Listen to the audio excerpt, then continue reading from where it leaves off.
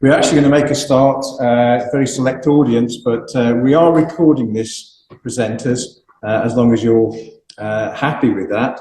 And it will go onto the TAA International website after I've sort of cleaned up all the starts and everything we've had, missed starts.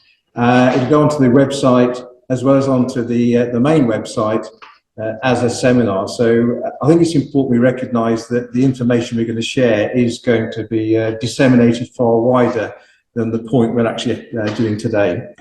So anyway, let's carry on. So what we're really focusing on with this seminar is the sustainability of smallholders, particularly in emerging economies. We focused on that simply because it fits very closely to the mission statement of TAAI, and in particular, globally sharing knowledge and expertise and contacts to help those economies grow and to help those farmers and those in the supply chain grow as well.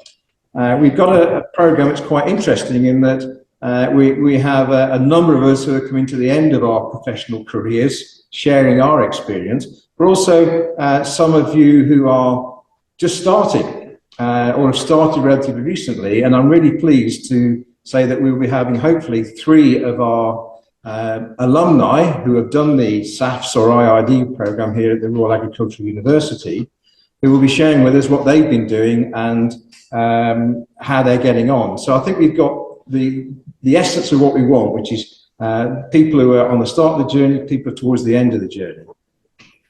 The program sitting there, you can see I'm doing a welcome and introduction, and then looking at setting the context before we turn over to Dr. Yadav and Girish to talk about challenges of smallholders in India, reflecting back on a number of years of experience. But before I do, it's important that we just recognise that there are benefits of being a member of the Tropical Agriculture Association International. We've worked very hard to make it particularly affordable for younger members and those in emerging economies. We also have access to grants and bursaries that you can find out on the website, which is up and live now, and you can get access to information that's been published through our open access journal, Ag4Dev. I think one of the other areas that's important is the services that are available to members. First of all, there's the FESP scheme, which is a global marketplace where members can promote their wares, their expertise, their services, their products, their training, etc.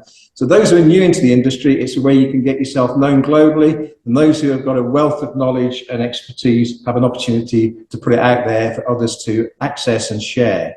We have a mentoring scheme where we're looking to recruit mentors to help mentees.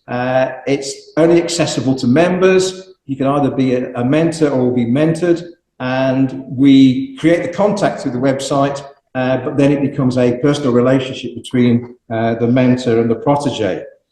And there's also, we're working on an accreditation scheme, working towards member of TAAI or fellow, depending on your qualifications and experience. Okay, so I want to start first of all by putting into context something that John Wigley and I have talked about a number of times, and I know he's written about, is that if you actually look at the agricultural systems that are operating around the world, we actually have 2 versions of visions of agriculture going forward.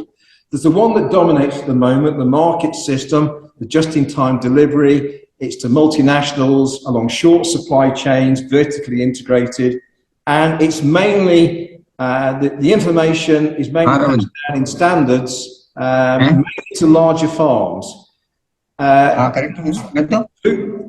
Food is seen as a commodity, and small, medium farms are seen as anachronism and should be got rid of. So it's a way of saying we're going to commodify and commercialize it.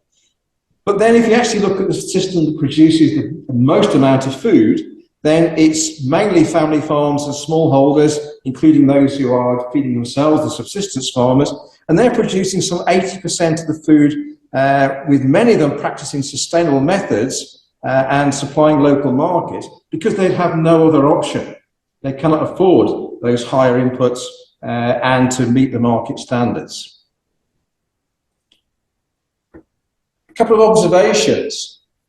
If we actually look at global agricultural land, this is looking at our world in data, which is slightly different in terms of their interpretation of that of FAO and others.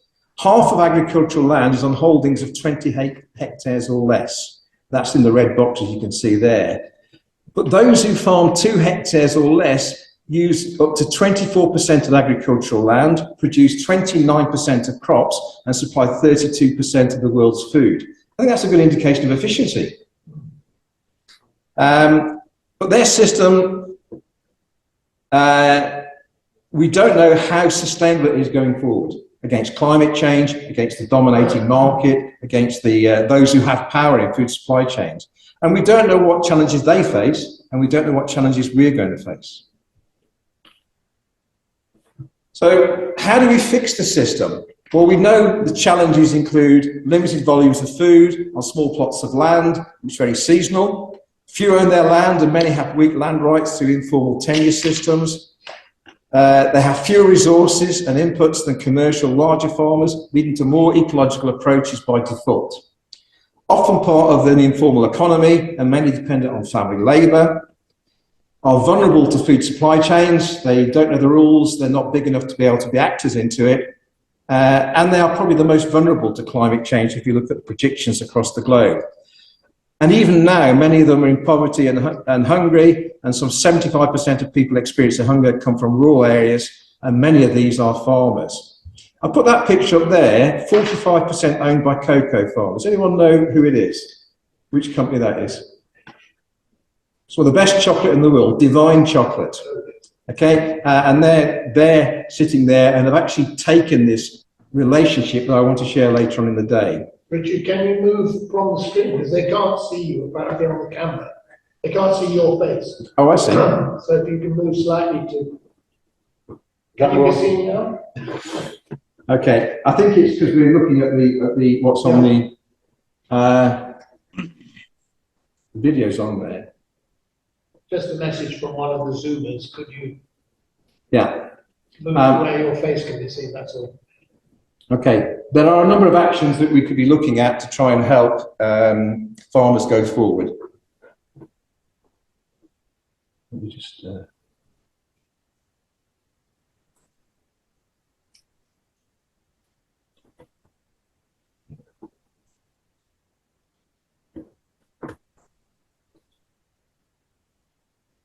So, given that background, today's speakers are going to be looking at cases from India and Africa, where they'll share their experiences, and hopefully we will see some common issues arising from, along with unique solutions. Session 1 is looking at insights from India with Dr. Yadav and Girish Padwa, who are actually looking at 25 years of work there. Before we come on to Aditi, who's an urban planner, but as I know, and I've been involved a couple of times with her workshops with her students, she's very much into urban planning with a food element to it, and also has gone even further and has looked at producing urban food. So I think she will be good to get an update on what she's doing. And then later, we've got some African insights. Peter looking at bees and African smallholders, and Tim looking at African aquaculture. And then finally, so thirdly, we were hoping to have master students giving their perspective, followed by myself. I want to really look at smallholders and supply chains, looking at the business argument, the business model, the supply chain model, and then John to finish up looking at, if we're doing that, what's the sort of farm business management these smallholders need?